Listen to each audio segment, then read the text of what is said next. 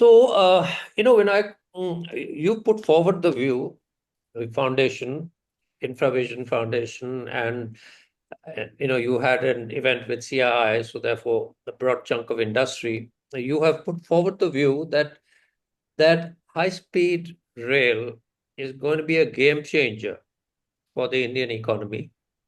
So, three good reasons why this is going to be so.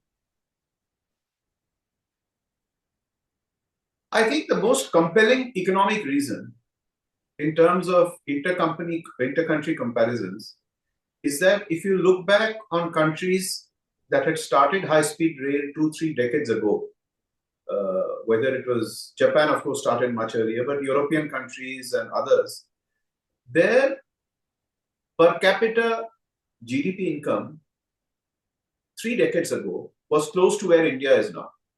And therefore, there comes a time in a society and in an economy when you have a larger section of society demanding better services.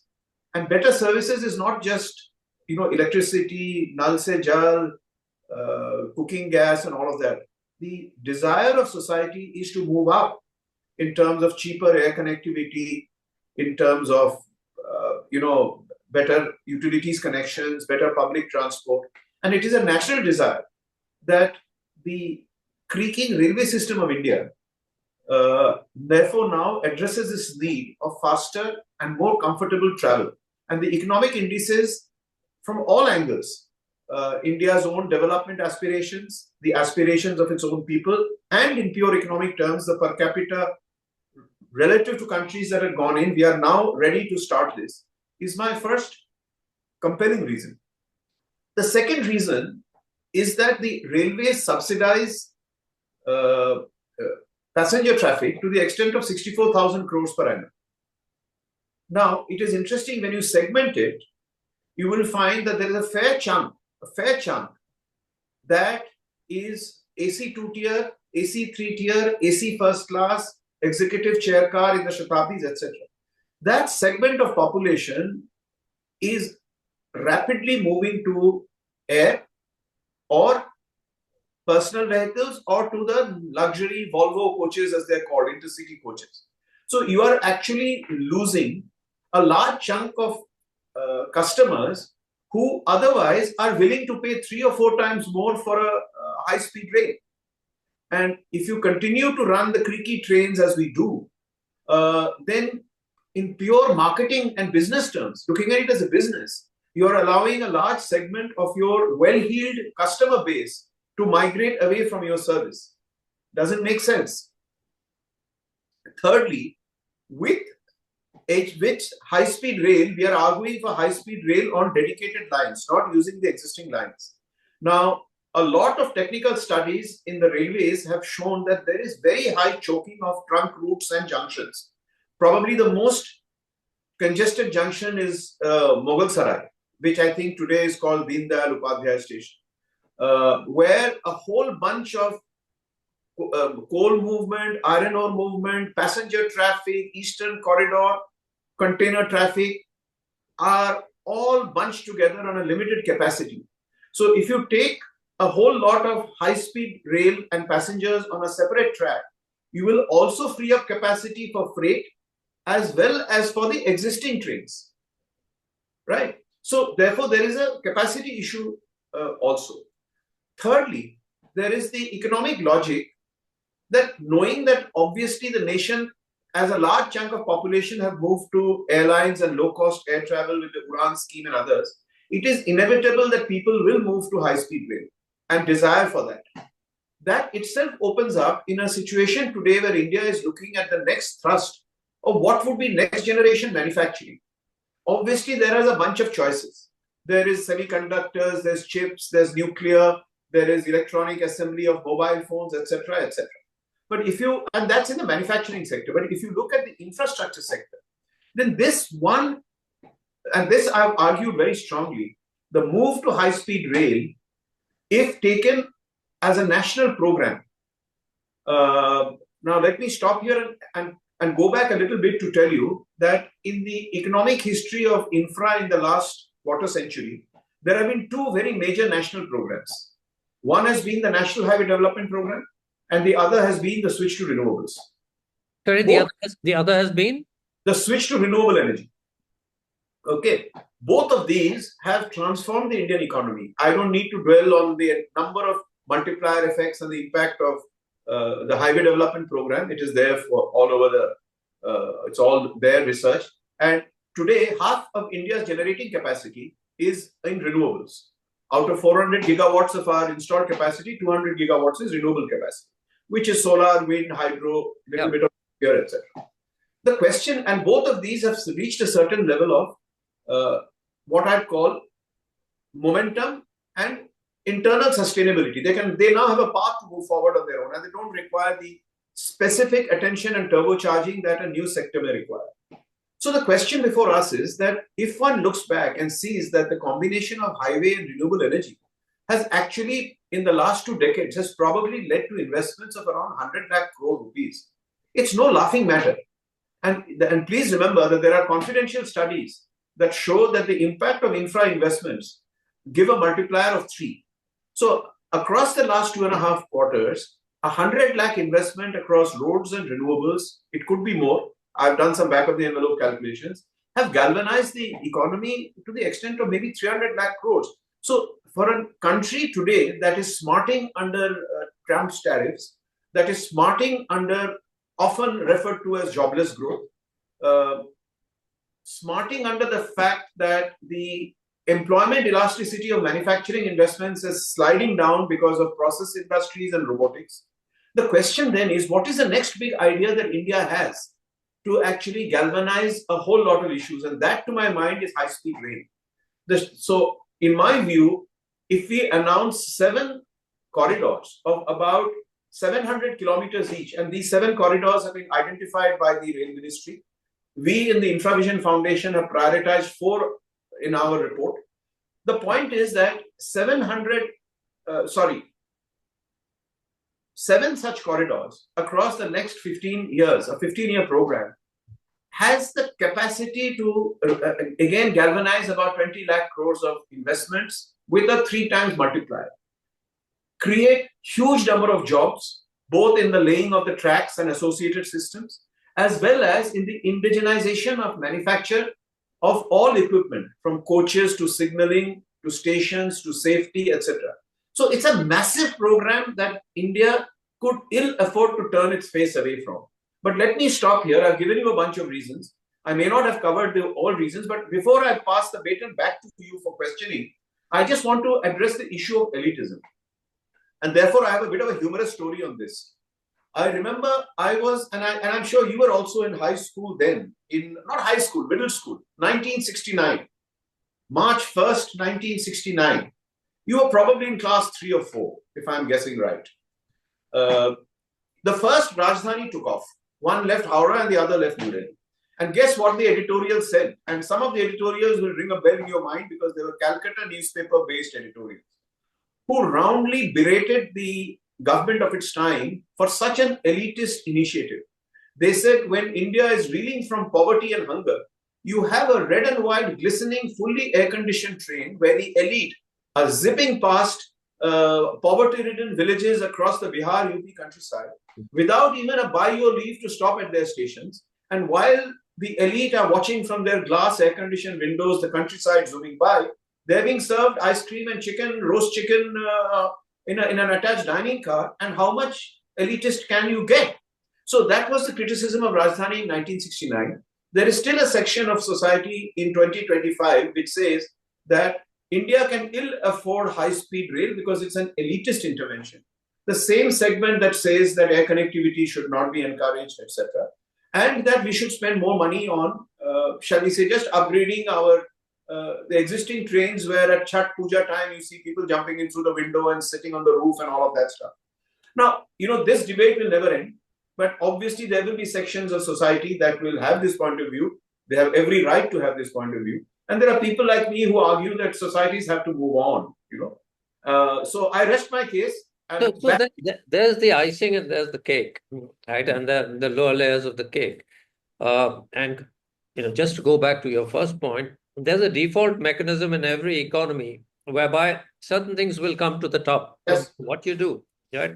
And demand will happen, Yeah. will be created, and that's part of the reason we need to look at more sophisticated technologies, because it solves so many other. It's inevitable.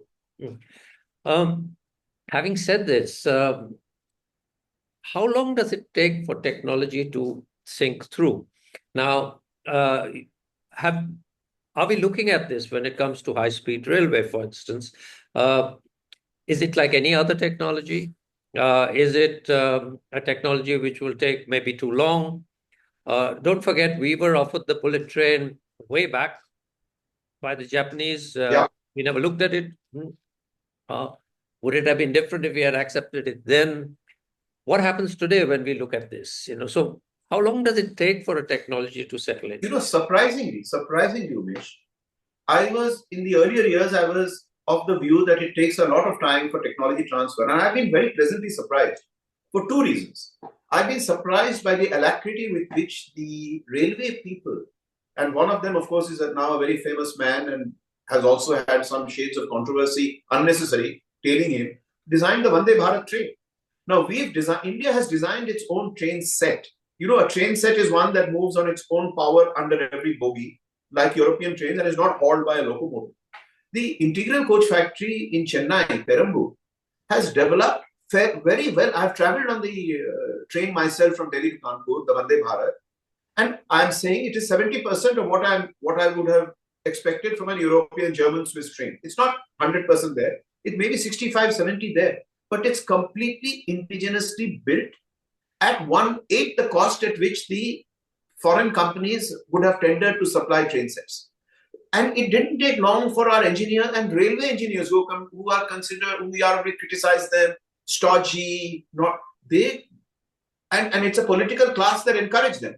Forget the some marginal controversies, but the big picture is the political class had the confidence, empowered them, and we have Vande Bharat. Now, the second point I want to make is there has been some issue with the Japanese now about them because of the delay in the bullet train project. There is grapevine that they had kind of offered the next version, which was far more expensive than what we had budgeted for. So the government has actually given the order for 2 bullet trains to two PSU JVs, Bharat Earth Movers BEML, and the Integral Coach Factory. An 827 crore order has been given to this entity, two PSUs in partnership, to develop 2 bullet train rakes. So the fact is that we are almost there. And once the Japanese train sets come in the bullet train, our guys are going to strip it down like the Chinese did decades ago. And we, between the private sector and some of the multinationals who have invested in manufacturing technology here, whether it is electric locos or Bombardier making coaches, etc., and the Indian system and our PSUs. See, if our PSUs could send people to the moon, I mean, we have the scientists, we have the railway engineers. So I am far more sanguine about our ability to absorb technology in half a decade and be self-sufficient and start exporting at reasonable cost to the developing world. The African continent is crying out. So is large portions of Central Asia. So it is a powerhouse. And again, just to conclude, yes, I now have the confidence that post seeing Vande Bharat in action, seeing the orders given for bullet train, we can do it. So, it's one thing to look at, emblematic, prize possessions like a bullet train and so on. But what you're talking about here, what we've been talking about right here, right now, what you've so beautifully explained, actually runs far deeper. It runs through the multiple layers of the economy. How much resonance is there to this view within the government? So, one is to say we must have bullet trains that look good. The other is actually to say we should have better technology because of these multiple reasons that cut across the economy. How much are you being heard? How well is it being received? What is the resonance with the government? To be honest with you, I am slightly perplexed. I am not getting a resounding yes. I mean, it's not just me. A lot of other people are also pro India moving quickly on this. But it appears that there is the railway board or the railway establishment or even the political establishment that sits on top of the railway have clearly, obviously not yet announced publicly any intention of moving ahead on 4 or 7 corridors of high-speed rail. I am not clear what is holding them back. I am honestly not clear, because every piece of logic points to the fact that, as you and I rightly agree, that there comes a time in economic history when a movement up the technology ladder becomes inevitable. I am not sure what is holding it back. Is it that the railway board mandarins are very comfortably set in their existing, bubbles of doing things incrementally? We will go a little faster, we will do more Vande Bharats, we will do station redevelopment, we will decongest, we will connect Kashmir, we will connect the Northeast. So maybe I have a hypothesis that there are two areas where the political class has, I would suspect, influenced the thinking of the railway board and the railway people.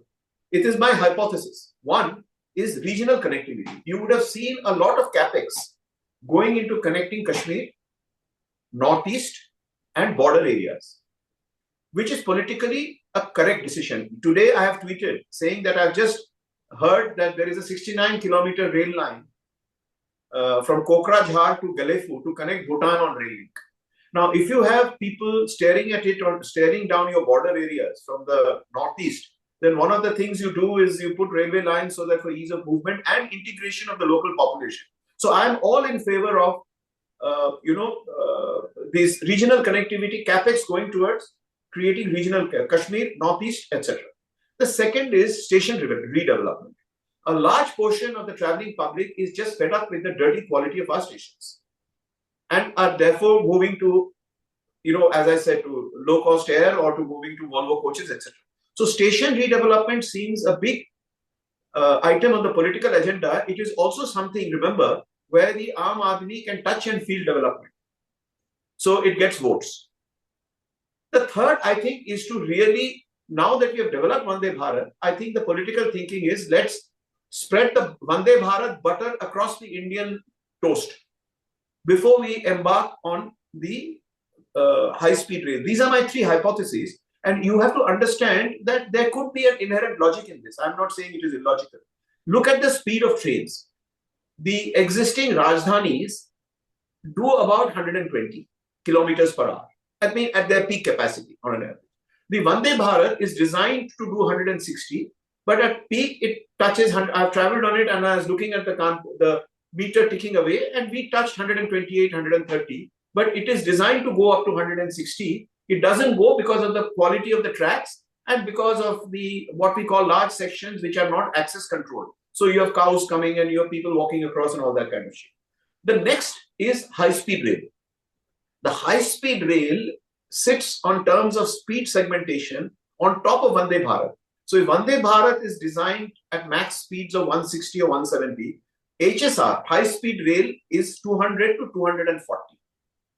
Then comes bullet train. Bullet train, our Ahmedabad-Mumbai bullet train, is 320 to 330. And on top of bullet train sits this highly specialized maglev, magnetic levitating trains in China, which are at 350. So you have this layer of segmentation of technology relevant to customer needs and the state of the economy. So therefore, maybe it's a valid point of view saying, guys, hold on to high-speed rail till we have extended the rail network of Vande Bharat. So that, there are many more sectors. But the problem with Vande Bharat is that it is using the existing tracks. So we have the same old problem that while Vande Bharat wants to increase its speed, it is trailing a freight train, or it is trailing the Tufan mail, or it is trailing the Howrah Krishnanagar Lalgola passenger. Not that it is, but the existing routes are crowded. So therefore, if the political class is thinking that we will first spread the Vande Bharat butter on the Indian toast, unfortunately, that theory is further, shall we say, being constrained by the existing state of today's tracks. Whereas for high-speed rail, like if you see the Delhi-Meerut transport, the high-speed rail transport, I mean, it's a different track altogether. So you're not constrained. So that is my biggest criticism of saying that if you're deprioritizing high-speed rail politically to further extend the Vande Bharat network, it's a good idea. but it doesn't do away with the constraint of existing tracks. So what will we achieve? We will lose another decade. Okay, so So that's the what you need is a special effort with high-speed trains, which serves the needs of high-speed trains and also fits this growing pattern of demand. correct. And therefore, like in the air travel, you have Udan scheme where many Udan sectors are subsidized by the government. Certain number of seats are paid for by the government, or you get a viability gap fund. So you're trying to get air travel and connectivity to integrate India society so that more people, Hawaii Chappal can travel, as they say, which is a fine idea. So therefore, the railway is not catering to only one class. It is not only catering to the construction worker who's going back home. Obviously, it's an important part of our society, and we should strive to improve the quality of services we're giving there. But there are layers of customers. And today, while we are servicing one layer with the traditional trains, there is the next layer of what I call the Rajdhani, Shatabdis and Durontos. The next layer is Vande Bharat. Sitting on top of Vande Bharat is probably HS high-speed rail. So therefore, there are clearly defined customer segments. And the customer for high-speed rail is the one that you're losing the fastest. They're going by air, they're buying fancy cars, jetting along the, driving fast. You see the number of people who go on driving holidays now. Vastly different from earlier years. There are lovely cars on highways and the intercity bus movement. You should see the quality of these Volvo and other coaches. They're very, very comfortable. And overnight, they're taking you without the issue of sitting on a wait list or waiting 90 days before the IRCTC thing opens, and then you're on the wait list, and then you don't know where you're going, and all that kind of stuff. So you are very fast losing your highest paying creamy customers. You want to sit back and lose it? Good. But here is an opportunity for you to actually cream those customers, give better service in speed and comfort, at the same time reduce the 64,000 crore subsidy that you're giving, where this layer is also beneficiary of that subsidy. Why should you be subsidizing? So the railways are crucial to the development needs of the country. There's no doubt about that. But you need a more market-oriented railway to actually meet the expectations from it in terms of development. Otherwise, it's not going to happen. So, the other point I've made is that why did we set up NHAI, National Highway Authority of India? After all, the Public Works Department existed for centuries, isn't it? So, if you take that analogy, we needed a separate agency with a separate public funding and PPP structuring to think fresh on design of roads, alignments, and not leave it to the public works departments at the central level or the state level. That saw India being a success story in roads and highways. So I'm arguing that we already have an HSRR, High Speed Rail Corporation, which is implementing the bullet train project. Expand that corporation slowly by giving them more and more high-speed rail corridors, and reduce our great expectation that the railway board is going to get the existing railway administration is going to wake up from bed in the morning and say, I am now a reformist, I am going to do high-speed rail. It will never happen. Yeah. So you also have an opportunity for institutional reform where all corridors are given to high-speed rail, and we are gradually able to reduce the dominance of the railway system from the traditionalist mindset of the railway board. And by the way, the railway board has tremendous amount of work to do in any case. We are doing northeast connectivity, we are moving cargo, we are moving passengers. So it's not that they're overburdened with work also. So allow a new system with a new mindset to come up. Now, the next thing I want to say is high-speed rail, and this is a public finance point I want to make. High-speed rail has tremendous spin-off benefits for the geographies it passes through. I have forwarded you 2 articles, and therefore, while I may not be able to give you all the statistics in an interview, I would urge you to just pick up all the facts and figures that I have written in these 2 articles. One of them is that a study by the London School of Economics and London Business School and Hamburg University has pointed out that cities across countries that have a station on a high-speed rail, are on the map of a high-speed rail link, have a GDP growth, city GDP growth 2.7% higher than a city that is not. We are also looking at urban dispersion. Everybody can't live in Delhi and Mumbai, but now people can live in Surat, Baroda, Navsari, and 12 intermediate stations and can reach Bombay and Ahmedabad in a jiffy. So it has a lot of spin-off benefits. Now, if you see the bullet train project, the entire funding is by the center. But if you see the metro rail projects in each city, it's an interesting construct. The central government gives only 50%, and 50% is given by the state. Now, in high-speed rail, why is it that the center only has to fund? We must have a system where cities, rich cities like Pune, Bombay, Indore, these are cities with large cash reserves from their efficiencies. And the state government must come forward with some degree of contribution so that it is like metro. It is a partnership between center and states for a particular segment of high-speed rail. It should not be only a central subject. That's a public finance point. So, this also requires re-envisioning Yes. urbanization. Yes. Which unfortunately we don't see happening. So while you might be reforming the railways, which is overdue and needs to happen twice as fast, but the bigger elephant in the room is the slow process of urbanization and the higgledy-piggledy process of urbanization, which just happens this way or that.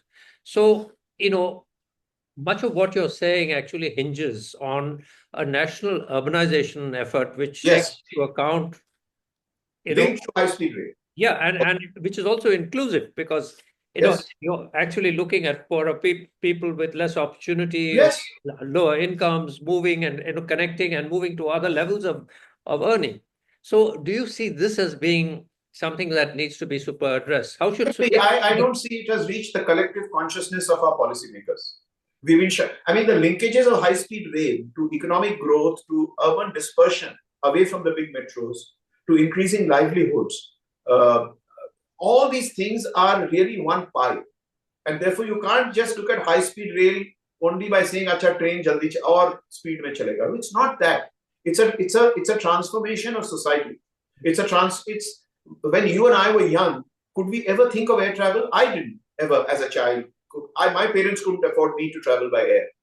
But today, every college-going kid is going to the campus from home by air. So their society transforms itself, and we are already late in our public espousal of high-speed rail as the next big national program. Now, I ask the political class, let's assume it is not high-speed rail. Do you have any other idea?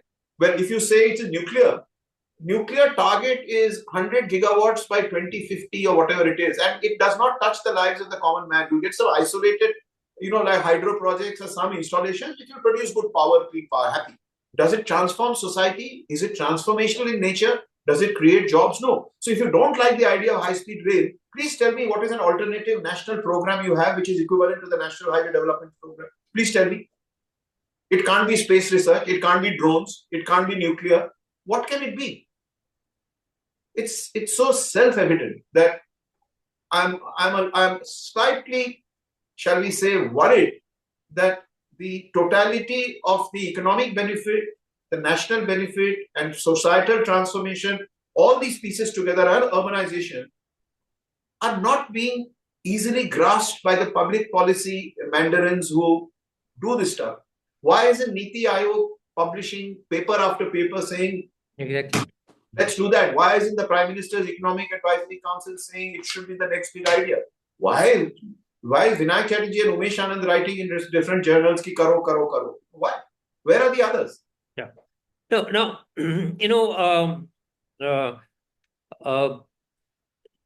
just a question that we want to put to you is that since you've been looking at this, off the top of your mind, if you were to set up 3 corridors, which cities would you connect? I've already written that in my article. I'll read that out. Tell us in the interview. Yeah, I'm telling you. First is, since Ahmedabad and Mumbai are already connected by bullet train, it's only logical to extend it to Delhi. It's the highest economic corridor in the country is this belt. Okay, so my first corridor is Delhi, Rewari, Jaipur, Ajmer, Jodhpur, Ahmedabad, Mumbai, of which Ahmedabad, Mumbai is already connected. So therefore, I start from Ahmedabad, I do Jodhpur, Ajmer, Jaipur, Rewari, Delhi. Corridor number 1. Corridor number 2, Chennai to Mumbai, goes through a very high economic zones. Tirupati, Bangalore, Tumkuru, Davnagiri, Dharwad, Belgavi, Kolhapur, Satara, Pune, Navi Mumbai, with a spur to Goa. second corridor. Third corridor, going north, Delhi to Amritsar. Delhi, Sonepat, Panipat, Karnal, Ambala, Chandigarh, Ludhiana, Jalandhar, Amritsar. Last, corridor number 4, Delhi to Kolkata. Delhi, Agra, Lucknow, Varanasi, Patna, Kolkata. These are my 4 prioritized corridors. All of them we have researched in depth. The economics completely stands behind suggesting these 4 out of the 7 or 10 that have been popularly talked about in railway establishments. These are the 4 corridors. Get on with it. Okay. In terms of, time saved in travel, right? And for a lot of people, actually, the train travel is preferable to air travel. Air travel has become quite clumsy, actually. It's become quite clunky in certain ways. You nowadays end up spending a whole day getting to some city. People are very frustrated with air travel. Air travel. And we also have willy-nilly market reasons, market forces could be the reason, but we have monopolies now in air travel, which are not serving the customer so well. So this offers you new options. On an average, what was the time that you would be saving? Or how fast would this travel along these corridors be? Is there any estimate we can look at? I don't have a ready answer for you. I will give you one real-time example. Earlier, apparently, somebody was telling me this fact needs to be checked that there were 8 flights, direct flights to Delhi Jaipur. Today, there are only 2, apparently, because there are no passengers who opt to fly to Jaipur from Delhi because they're either driving down or taking the Vande Bharat stroke Shatabdi or whatever, or the Volvo coaches, which are, outside Gurgaon Road, you'll find a parade of them standing outside Shiv Murti, thing. So the number of flights have come down. That answers your question because Delhi Jaipur is 250 kilometers. So the answer is wherever there is a difference of about 400 kilometers, you will probably see traffic shifting to high-speed rail, and these would be corridors like Mumbai, Pune, Bangalore, Chennai, Delhi, Jaipur. These are self-evident that I don't want to go to an airport. Damn it. But then the entry has to be, the station development is important. If I'm going to spend 1 hour walking down with a suitcase down State Entry Road or to enter New Delhi station, I mean, come on, guys. I mean, if you're going to do a high-speed rail, you've got to make entry, exit from stations easier and also give me a sense of being in an airport, at least in a mall. Our station development in the metros is disastrous, but that needs improvement. So high speed has also got to be reflected in the ecosystem. Yes. It is not good enough to have it on the rails. It also should be in the ecosystem. How do you get to these places? How do you use them, etc. Now, sorry, please carry on. 2 more questions, Vinayak. One is that, this requires a humongous amount of money, especially to do it fast. Now, especially to do it fast in the sense that it needs all the money together. Yeah. What is the solution to this? Because if you look at railways in other countries, I mean, they investing huge sums in, their capital spends are so phenomenal that we are not even looking in that direction. So what would we do here? What is the solution? Money actually is not the problem. I'm going to read out something to you. The Mumbai-Ahmedabad bullet train corridor costs roughly 250 crores per kilometer. Okay. Whereas metro rail today costs 500 crores per kilometer. Weighted average of over the ground and under the ground. Yet, metros are able to tie up the funding. All metros, nobody has said that they don't have financial closure. And that is only a city level development. So, the point is that, the funding is today for long gestation infrastructure projects. The world of finance has matured. You have, the NHI has shown us this. Not only have they raised funds, but they have been monetizing with InvITs and others and rolling the money back. India has created a DFI, a developmental financial institution called NABFID, right? We have pension funds, insurance companies.